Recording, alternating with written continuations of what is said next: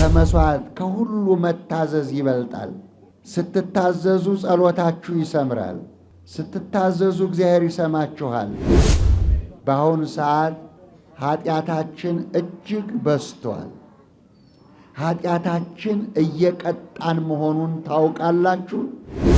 ይህ ሰው 38 ዓመት ሙሉ እግዚአብሔርን ይጠብቅ ነበር። ፈርዶበት የአጋንንት ማደሪያ ሆኖ ነው እንጂ እንደናንተ እኮ ሰው ነው። አንተ እግዚአብሔርን አሳዝነሃል፣ ወደዚህ መግባት አትችልም የሚል አለዚህ ቤተክርስቲያን ምንም ሳትከፍሉት ነው የሚመጣው ቤታችሁ ድረስ፣ እተኛችሁበት አልጋ ድረስ። ተራራው ዝቅ ይበል፣ አዘቅቱ ይምላ፣ አባጣ ጎባጣው ይስተካከል ብሎ የጌታን መንገድ የጠረገው አዋጅ ነጋሪውን ቅዱስ ዮሐንስን ያዋለደችው ድንግል ማርያም ናት። ክብር ለመድኃኒዓለም። የፈጠራችሁ እግዚአብሔር የሰራችሁ እግዚአብሔር እስኪመጣ ጠንታችሁ ጠብቁ ወገኖች፣ እስኪመጣ ድረስ። ቅዱሳን መላእክት የሚጠሩት በኤል ነው።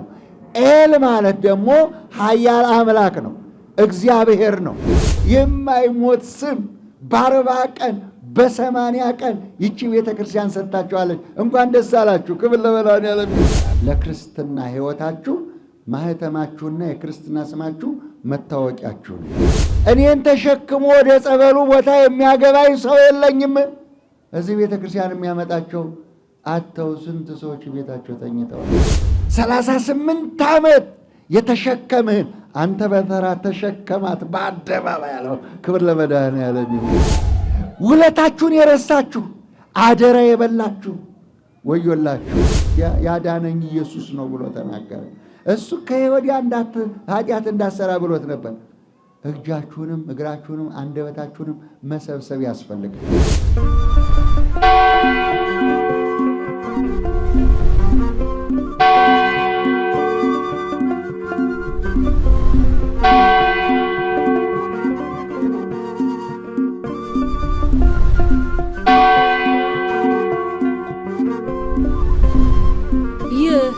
የእማማ ሚዲያ ነው።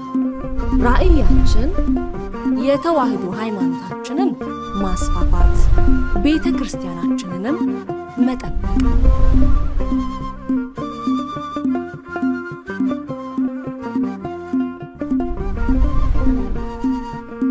ሊቀ ትጉሃን መምህር ገብረ መስቀል ኃይለ መስቀል ትምህርቱን በሚገባ ይሰጡናል። ቀጥታ ለክቡር አባታችን ሊቀ ትጉሃን። በስመ አብ ወወልድ ወመንፈስ ቅዱስ አሃዱ አምላክ አሜን። የተከበሩ አባታችን የዚህ ታላቅ ቤተ ክርስቲያን ዋና አስተዳዳሪ፣ የተከበራችሁ መምህራነ ወንጌል፣ ሊቃውንተ ቤተ ክርስቲያን፣ አባቶች፣ ካህናት፣ ወንድሞች ዲያቆናት፣ በመድኃኔ ዓለም ቸርነት በድንግል ማርያም አማላጅነት በዚህ ስፍራ የተገኛችሁ የእግዚአብሔር ልጆች ምእመናን እንደምን ከረማችሁ? እግዚአብሔር ይመስገን። እግዚአብሔር አምላካችን ለዚች ዕለት፣ ለዚህ ሰዓት፣ ለዚች ደቂቃ ያደረሰን ልዑል አምላካችን ክብር ምስጋና ይድረሰው። ተነሳና አልጋህን ተሸክመህ ሂድ። 3 ትእዛዞች ተሰጥቷል። 1 ተነሳና፣ 2 አልጋህን ተሸከም፣ 3 ሂድ። 3 ነገር አዞታል። ማን ነው አዛዡ? ያዳነን እግዚአብሔር ያዘናል። የማይታዘዝ ሰው አይኑር። ለማን? መዳን የሚፈልግ ሁሉ መታዘዝ አለበት። መታዘዝ ከመስዋዕት ይበልጣል የተባለው ለዚህ ነው። ከመስዋዕት ከሁሉ መታዘዝ ይበልጣል። ስትታዘዙ ጸሎታችሁ ይሰምራል። ስትታዘዙ እግዚአብሔር ይሰማችኋል። ስትታዘዙ ትፈወሳላችሁ፣ ትድናላችሁ። ቤታችሁ ይስተካከላል፣ ሕይወታችሁ ይስተካከላል። ማንም የለመነውን የፈለገውን ያገኛል። ምን ሲል ንገሩኝ? ለማ ሲታዘዝ። ልጆቼ ኑ ስሙኝ ይላል ልበ አምላክ ዳዊት። ልጆቼ ኑ ስሙኝ፣ እግዚአብሔርን መፍራት አስተምራችኋለሁ ይላል። ሰው እግዚአብሔርን ሲፈራ ነው። ሰው እግዚአብሔርን ሲያከብር ነው የሚሰማው። ያኔ ነው ጸርሑ ጻድቃን እግዚአብሔር ሰምዖሙ ይላል። ጻድቃን ጮኹ እግዚአብሔር ሰማቸው ይላል። እግዚአብሔርን የሚፈራ እግዚአብሔርን የሚያከብር ኃጢአቱ ይደመሰስለታል። ምንም ቢበድል ምንም ኃጢአት ቢሰራ። ጌታችን ይህን ሰው እንዲህ ነበር ያለው፣ ዑቅ ኢታብስ፣ ከዚህ የባሰ ኃጢአት እንዳያገኘ ከእንግዲህ በኋላ ኃጢአት እንዳሰራ ነበር ያለው። ምክንያቱም እስካሁን የሰራውን ኃጢአት ይቅር ብሎታል። ደስ ይበላችሁ። ከለ መድኃኔዓለም ይሁን። እስካሁን የሰራውን ኃጢአት 38 ዓመት የተቀጣበትን 38 ዓመት አልጋ ላይ የዋለበትን 38 ዓመት ወገን ዘመድ ያጣበትን ያንን ኃጢአት እግዚአብሔር አምላክ ይቅር አለው። የእኛንም አምላካችን ይቅር ይበለን። በአሁኑ ሰዓት ኃጢአታችን እጅግ በዝቷል። ኃጢአታችን እየቀጣን መሆኑን ታውቃላችሁ? አዎ፣ የኑሮ ውድነት በሉት፣ ጦርነት በሉት፣ መፈናቀል በሉት፣ ያንንም ይሁን በሉት፣ ይሄንን ሰው በሰራው ኃጢአት እየተቀጣ ነው ያለው። አሁን የእግዚአብሔር ምሕረት ያስፈልገናል። አሁን የቅዱስ ሚካኤል ተራዳይነት ያስፈልገናል። አሁን የድንግል ማርያም ጩኸት ያስፈልገናል። መሐር ወልደ ወተዘከር ኪዳኔ እያለች እንድትጮህልን ያስፈልጋል ኪዳነ ምሕረት እናታችን። ስለዚህ አምላካችን ተነሳና አልጋህን ተሸክመህ ሂድ አለው። ይህ ሰው በዚች አልጋ ላይ 38 ዓመት ተኝቷል። በእኛ ዘመን ደግሞ 47 ዓመት አልጋ ላይ የተኙ አሉ። አስታማሚ ያጡ አሉ። አጉራሽ አልባሽ ያጡ አሉ። በጣም ብዙ ናቸው። ስንቶች ሆኑ አባቶቻቸውን እናቶቻቸውን የሚረዱ ጎረቤቶቻቸውን ወገኖቻቸውን የሚረዱ ስንት ሰዎች ሆኑ። እነዛ እድለኞች ናቸው። ይህ ሰው 38 ዓመት ሙሉ እግዚአብሔርን ይጠብቅ ነበር። ማንን ይጠብቅ ነበር? አንድ ቀን እድናለሁ ብሎ ይጠብቅ ነበር እግዚአብሔርን። አንድ ቀን እግዚአብሔር ይዳስሰኛል፣ እግዚአብሔር ያድነኛል፣ እግዚአብሔር ይጎበኘኛል ብሎ 38 ዓመት ይጠብቅ ነበር። ስንቶች ናችሁ ጸንታችሁ ያላችሁ? ሚስቱ ስትታመምበት ጠንቋይ ለጠንቋይ ይሮጣል። ባሏ ሲታመምባት ጠንቋይ ለጠንቋይ ትሮጣለች። አስማተኛና መተተኛ ገንዘባቸውን ከፍለው ኃጢአት ገዝተው የሚመጡ ስንት ናቸው? ልጄ ታመመብኝ፣ ባሌ ታመመብኝ፣ ሚስቴ ታመመብኝ። አዎ አንዳንዶቹማ እንዲያውም ለጎረቤት ጭምር የሚሄዱ አሉ። ከእግዚአብሔር ይልቅ ጠንቋይ አዋቂ ነው? አስማተኛና መተተኛ ሕይወት ይሰጣል? አይሰጥም። እንደናንተ እኮ ሰው ነው። ፈርዶበት የአጋንንት ማደሪያ ሆኖ ነው እንጂ እንደናንተ እኮ ሰው ነው። ይሄ ያለመታደል ነው። ስር ወጣሾች አሉ፣ መጽሐፍ ገላጮች አሉ፣ ጠንቋዮችና መተተኞች አሉ።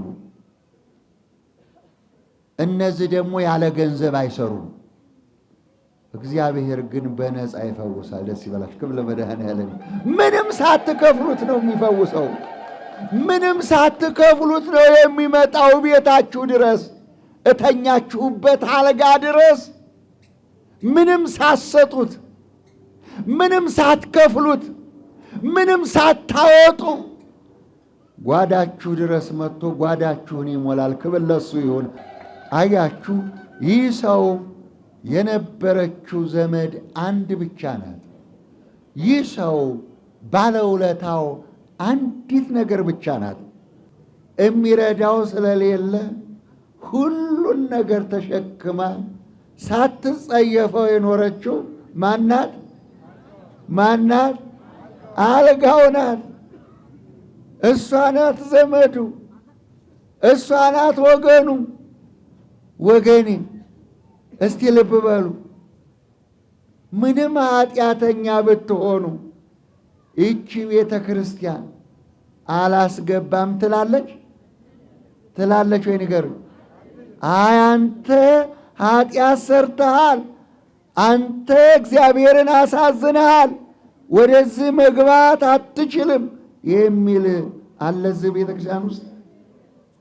ጤነኛውም በሽተኛውም፣ ሀብታሙም ድሃውም፣ ትንሹም ትልቁም፣ ንጹሑም ቅዱሱም ሁሉም መጥቶ ሰላም ለኪ ቅዱስ ቤተ ክርስቲያን አምሳለ ኢየሩሳሌም ቅድስት፣ ሥጋ የተቆረሰብሽ ደሙ የፈሰሰብሽ ሰላም ለኪ ቤተ ክርስቲያን ይላታል። ዛሬም እኔና እናንተ ሳሊለነ ቅድስት እንላታለን። አዎ ተስፋችን እሷ ናት። ተስፋችን የጌታዬ እናት ናት። የጌታዬ እናት ወደ እኔ ትመጣ ዘንድ እንዴት ይሆንልኛል? ድምፅ በጆሮዬ በመጣ ጊዜ ጽንሱ በሆዴ ዘለል አለች ኤልሳቤጥ። ክብር ለመድኃኔዓለም ይሁን። እሷ ስትመጣ ጽንሱ ይዘላል። እሷ ስትመጣ ሰፈሩ ይረጋጋል። እሷ ስትመጣ ሰላም ይሆናል። ሰላም ልጅ ይወለዳል።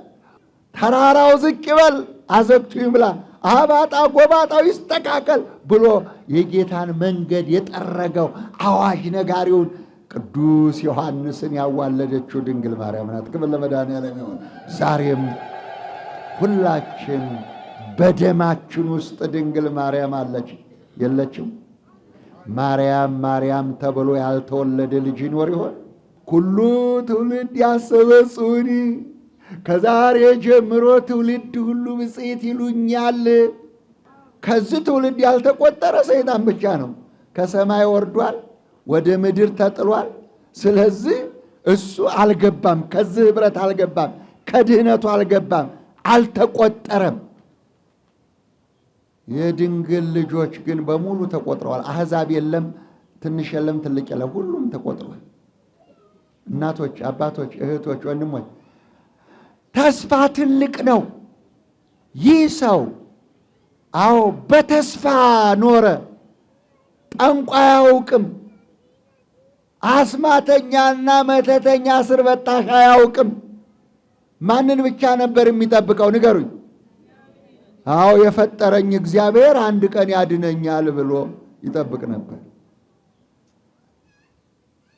የፈጠራችሁ እግዚአብሔር የሰራችሁ እግዚአብሔር እስኪመጣ ጠንታችሁ ጠብቁ ወገኖች። እስኪመጣ ድረስ ያ ቸር፣ ያ መጋቢ፣ ያ መሐሪ፣ ያ የብርሃን አምድ እስኪመጣ ድረስ መጠበቅ ያስፈልጋል። መጠበቅ ያስፈልጋል።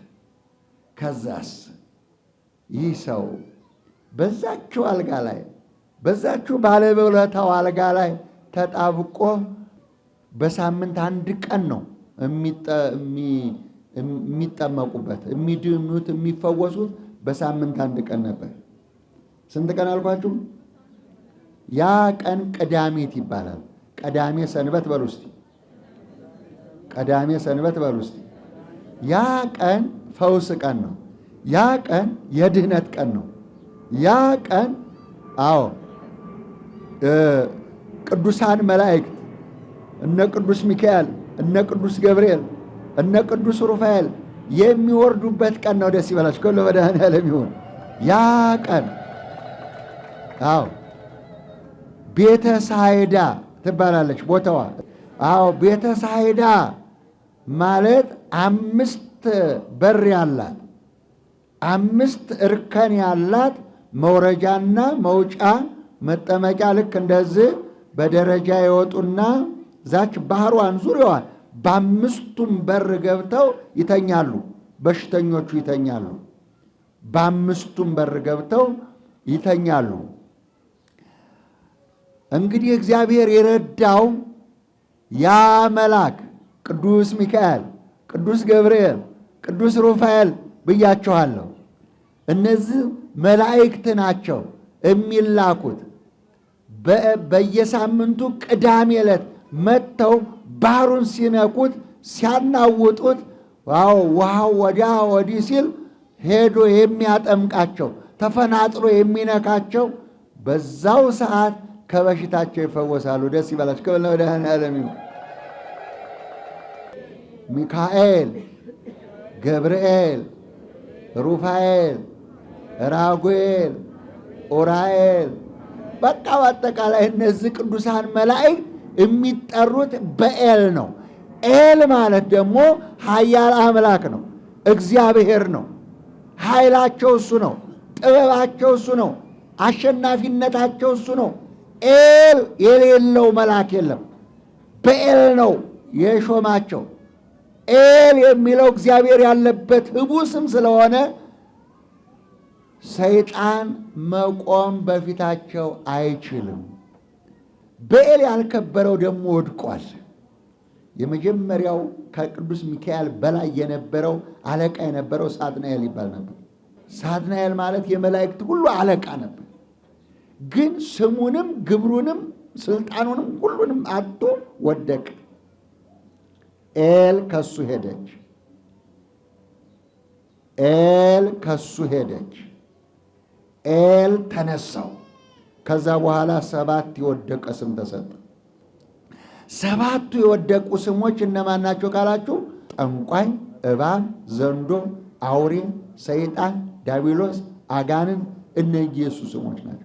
ከወደቀ በኋላ የተሰጡት ናቸው።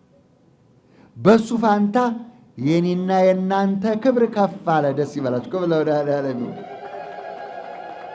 ኃይለ ሚካኤል፣ ኃይለ ገብርኤል፣ ወልደ ማርያም፣ ገብረ ማርያም ተባላችሁ አልተባላችሁ? ይሄ በሱ ቦታ የገባ ስም ነው። ደስ ይበላችሁ።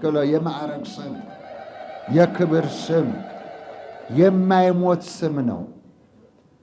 ትንቢተ ኢሳይያስ ምዕራፍ 56 ቁጥር 4 ጀምራችሁ አንብቡት።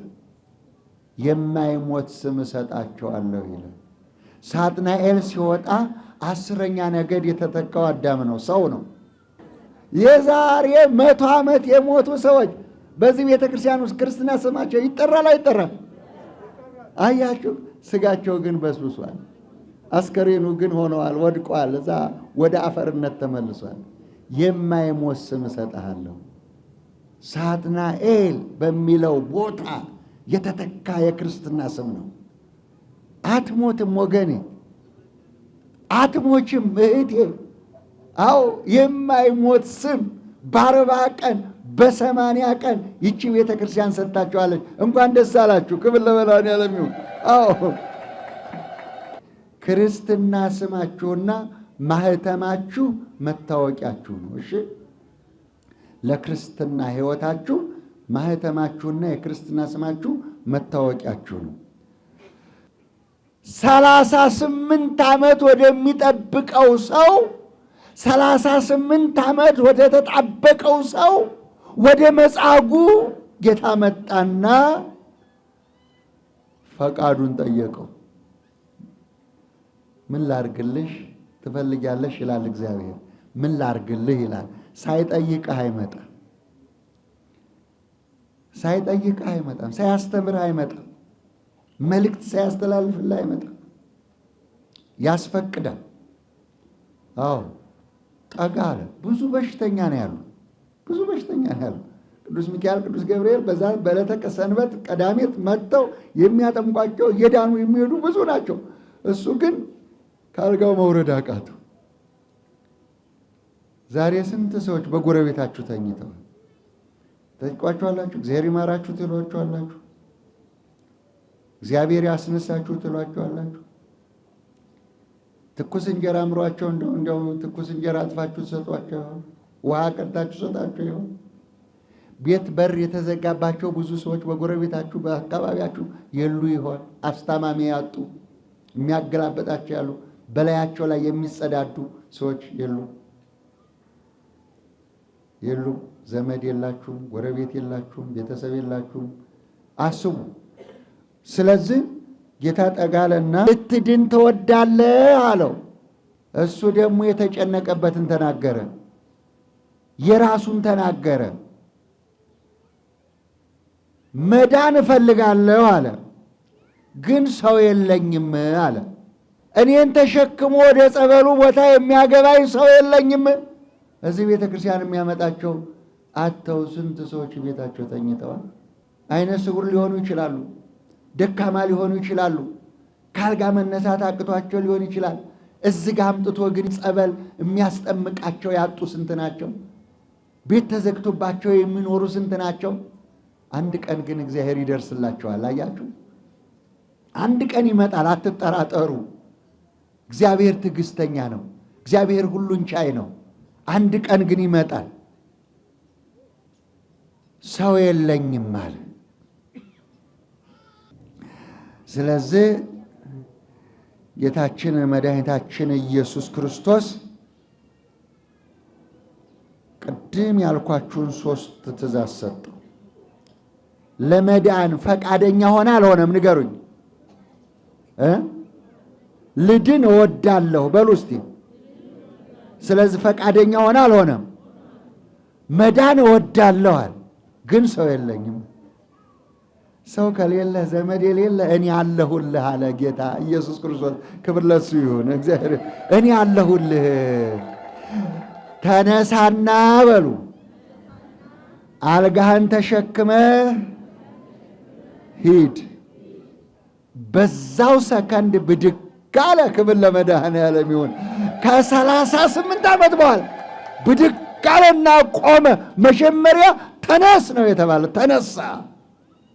ሁለተኛ ባለውለታህን ይችን አልጋ 38 ዓመት የተሸከምህን አንተ በተራ ተሸከማት በአደባባይ ያለው። ክብር ለመድኃኔዓለም ይሁን። እግዚአብሔር የተመሰገነ። ውለታችሁን የረሳችሁ አደራ የበላችሁ ወዮላችሁ። አደራ የበላችሁ ውለታችሁን የረሳችሁ። እግዚአብሔር ውለታን አይረሳም። ይረሳል ወገኔ፣ ይረሳል። በክፉ ቀን የዋለላችሁ ሰው የለም። የጠላችሁት ሰው የለም። ብድራችሁን ያልከፈላችሁት ሰው የለም። እንዲህ ይላል። አዎ ጌታችን መድኃኒታችን ኢየሱስ ክርስቶስ ብድሩን የማይከፍል ከንቱ ነው ይላል። ከንቱ የሆነባችሁ ልጅ የተበላሸባችሁ የላችሁ? እግዚአብሔር ይስማችሁ። የወላድ መካን የሆናችሁ ልጅ ወልዳችሁ ጧሪ ያጣችሁ፣ ልጅ ወልዳችሁ ቀባሪ ያጣችሁ፣ ልጅ ወልዳችሁ ተስፋ ያጣችሁ፣ ልጆቻችሁ ጫት ቃሚ፣ ስጃራ ጫሽ፣ ዘማዊና ሰካራም ሆነው ለራሳቸው እንኳን እናት አባቶቻቸው የሚጦሯቸው ልጆች የሉም አሉ? ንገሩ። ልጅ ነው እናት አባት የሚጦረው? ንገሩኝ። ልጅ ነው የሚጦረው? እናት አባት ነው የሚጦረው? ንገሩኝ። አሁን የእናት አባት ጦጣሪ የሆኑ የሉም? እናት አባታቸውን በጥፊ እየመቱ የሲጃራና የጫት የአሽሽና ሽሻ ገንዘብ የሚቀበሉ መጥፎ ትውልድ። ለዛ ልጅ ባይወለድ ይሻለው ነበር። አዎ ለይሁዳን አባቱን ገሏል፣ እናቱን አግብቷል፣ መምህሩን ለ30 ብር ሸጧል። ያልታደለ ነው አይደለም? ነው አይደለም? ንገሩኝ። አባቱን የሚገል ልጅ፣ እናቱን የሚያገባ ልጅ፣ መምህሩን 30 ብር የሚሸጥ ልጅ ሳይወለድ ቢቀር ይሻለው ነበር። አዎ ታላቁ ሰው ኢዮብ እንዳለው በእናቴ ሆድ ውሃ ሆኜ በቀረሁ። እስቲ በሉ በእናቴ ሆድ በሉ እስቲ ውሃ ሆኜ በቀረሁ ነበር አለ። አያችሁ፣ ለዛ ሰው ባይወለድ በተሻለው ነበር። አዎ እንዲህ አይነት ችግር አለ ወገኖች። አዎ ባለውለታውን የረሳ 7 ዓመት 8 ዓመት መከራዋን አይታ 9 ወር ተሸክማ ያሳደገች እናት በጥፊ ትመታለች? መከራዋን አይታ ሰው ያደረገች ያሳደገች እናት ካልሆነ ትውልድ ግን መካኖች የተሻሉ ናቸው። ውለታህን የረሳ ውለታሽን የረሳ ክፉ ቀን ያለፍሽበትን የረሳሽ የእግዚአብሔርን ውለታ የረሳችሁ ወዮላችሁ ወገኖች። የዋለችልህ ዘመድህ ወገንህ፣ አዎ ያልተጸየፈችህ ይህች ናት። በአደባባይ መስክርላት፣ በራስህ ላይ ተሸከማት አለው። ክብር ለመድኃኒዓለም ይሁን። እግዚአብሔር የተመሰገነ ይሁን። ተሸክመህ ሂድ አለ። በገበያው መሃል ሕዝብ በተሰበሰበበት መሃል ሂድ። ምስክርነቱ ይሄ ነው። አዎ አንደበታችሁ ይመስክር። በልብህ ብታምን በአፍህም ብትመሰክር ለዘላለም ትድናለህ ተብሎ ተጽፏል። ያን ጊዜ የፈወሰውን እንኳን አላየም ነበር። ማን እንደፈወሰው አላየም። ለምን? ብዙ ተፈዋሾች ብዙ ሰው ነበርና አላየው ነበር። አንድ ቀን ቤተ መቅደስ አገኘውና ከዚህ የባሰ ኃጢአት እንዳያገኝህ፣ ከዚህ የባሰ ደዌ እንዳያገኝህ ወደፊት ኃጢአት አትስራ። ምን እንዳሰሩ አለ ንገሩኝ። ከዚህ በኋላ ኃጢአት እንዳሰራ ተጠንቀቅ አለው። ከዛ በኋላ ለካ ያዳነኝ ኢየሱስ ክርስቶስ ነው አለና ሄደና ያዳነኝ ያ ሰው ኢየሱስ ክርስቶስ ነው ብሎ ለአይሁድ ነገራቸው። አያችሁ፣ የበለጠ ኃጢአት ደግሞ ሰራ። አያችሁ፣ ሄዶ ጠቆመ። ያዳነኝ ኢየሱስ ነው ብሎ ተናገረ። እሱ ከወዲያ ኃጢአት እንዳሰራ ብሎት ነበር። እጃችሁንም እግራችሁንም አንደበታችሁንም መሰብሰብ ያስፈልጋል። ከኃጢአት መራቅ ያስፈልጋል። ሞት የሚመጣበትን ታውቃላችሁ? ቀጠሮ አላችሁ? የለም፣ አታውቁም። ዛሬ ይሁን ነገ፣ ተነገ ወዲያ፣ ማታ፣ ጠዋት። አዎ። ስለዚህ ራሳችንን እንጠብቅ። ሥጋዬን የበላ በሉ ደሜን የጠጣ የዘላለም ሕይወት አለው። ሥጋዬን ያልበላ ደሜን ያልጠጣ የዘላለም ሕይወት የለው። አዎ የምታመልጡት በዚህ ብቻ ነው። ሥጋውን በመብላት ደሙን በመጠጣት የዘላለም ሕይወት ማግኘት። እንዳትቆርብ የሚል ሕግ የለም። እንዳትቆርብ የሚል ሕግ የለም። ሕጎቹ 2 ናቸው። አንዱ ንስሐ ገብተህ ተቀበል፣ ሁለተኛው ተወስነህ ተቀበል ነው። ተወስነሽ ተቀበይ ነው። ወይ በራሳችሁ መወሰን ወይ በትዳር መወሰን፣ ኃጢአትን መናዘዝ። ከዛ በኋላ ሥጋ ወደሙ ስትቀበሉ 3 ነገር ታገኛላችሁ። ስንት ነገር? ስንት ነገር? አንድ የመጀመሪያው ሥጋውን ደሙን ለመቀበል ነጭ ለብሳችሁ ተዘጋጅታችሁ እዚህ ስትቀርቡ፣ አዎ መልአኩ ያነጻችኋል፣ ኃጢአታችሁ ይደመሰስላችኋል። ደስ ይበላችሁ። 40 ቀን እስከ 40 ቀን ድረስ ሰውነታችሁ ኃጢአት አይዋሃደው። ያ እናንተ የማታውቁት መልአክ አንጽቷችሁ አሰልፎ የሚያቆርባችሁ መልአክ አለ። እኛም ማናየው ረቂቅ የሆነ ገብቷችኋል። ኃጢአት ይደመሰሳል በልጁ ደም በሉ፣ በልጁ ደም በሉ። ሁላችሁ በልጁ ደም ኃጢአታችሁ ተደምስሶላችኋል። የመጀመሪያ ሥጋና ደሙ ስራው ኃጢአት መደምሰስ ነው። ሁለተኛ ስራው ሥጋን መቀደስ ነው። በስጋው በደሙ ይሄንን የሚሸት ስጋ ይሄን የሚፈርስ ስጋ ትቀድሱታላችሁ። ይሄ ስጋ በቤተ ክርስቲያን እስከ ምጽአት ይተኛል። ስለዚህ ሶስተኛው ደግሞ ስጋዬን ከመብላታችሁ በሉ ደሜን ከመጠጣታችሁ የተነሳ የዘላለም ሕይወትን ታገኛላችሁ። በቃ ይሄ ሶስት ነገር ታገኛላችሁ። እምቢ ማለት ግን አለመታዘዝ ነው። እምቢ ማለት አልቆርም ጊዜ አይደለም እንደዚህ ማለት ግን አለመታዘዝ ነው። ተነስ አልጋህን ተሸከም ሂድ ሲለው እንደሄደ ሁሉ ስጋዬን ብሉ ደሜን ጠጡ ትእዛዝ ነው። ይህንን አድርጉ ለዘላለም ሕይወት እሰጣችኋለሁ ብሏቸዋል። ላስተማረን፣ ለመከረን፣ ለገሰጸን ለልዑል አምላካችን ክብር ምስጋና ይድረሰው። ስለ ቃሉ አምላካችን እግዚአብሔር የተመሰገነ ይሁንልን። ለአባታችን ለሊቀ ትጉሃን መምህር ገብረ መስቀል ኃይለ መስቀልን ቃለ ሕይወትን ያሰማልን፣ ቃለ ሕይወትን ያሰማልን። በእድሜ በጸጋ ይጠብቅልን፣ የአገልግሎት ዘመናቸውንም ያርዝምልን። ጾማችንን በሰላም አስፈጽሞ ለብርሃነ ትንሣኤው በሰላም ያድርሰን። ተረፈ መዓልቱን ይባርክልን፣ ይቀድስልን። ጸሎታችንን ይቀበልልን። ተቀብሎም ለሀገራችን ለኢትዮጵያ ሰላም፣ ለሕዝበ ክርስቲያን ፍቅር አንድነትን ይዘዝልን። መድኃኔ ዓለም ክርስቶስ ለመጪው ወር በሰላም ያድርሰን፣ ሕፃናትን ያሳድግልን። አቡነ ዘበሰማያት